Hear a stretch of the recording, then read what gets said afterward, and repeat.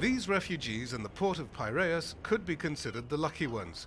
They are free to come and go, and they've turned this asphalt into a home of sorts. The United Nations Rapporteur for the Human Rights of Migrants has criticized the policy of incarcerating new arrivals, including children, on Greece's eastern islands in overcrowded hotspots. A policy Francois Crepeau says stems from a flawed European Union deal that tasks Turkey with holding on to people trying to reach Europe. Greece implements detention of children, and children should not be detained, period. The United Nations Committee on the Rights of the Child has determined that administrative detention can never, ever be in the best interest of a child. Many asylum applicants have appealed against their rejections and await judgment in Greece. If they lose, they'll be sent back to Turkey, because that's where almost all of them entered Europe from. Abdullah, who says he's 16 but looks more like 14, says he had to work to pay people smugglers.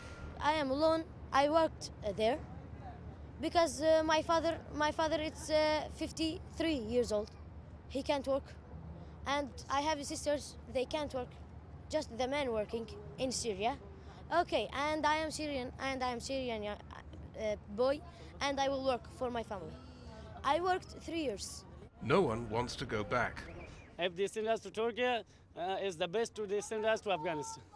Because in Turkey, in Afghanistan, we can find something for us to eat or to drink, but in Turkey, we can't. Turkey has been overwhelmed with 2.5 million migrants and refugees. Saddling it with more underlines Europe's lack of vision, says Crepeau. Greece, too, has had its problems. 3 years ago, it was incarcerating refugees on the mainland, and there was no proper asylum system in place. Last year's flood of refugees caught authorities unprepared. But there is one area where the Greeks have been ahead of the curve. Much of the humanitarian effort that sustains the 54,000 refugees in Greece comes from volunteers. It's upon this spontaneous effort, Crepeau says, that Europe should build its migration policy.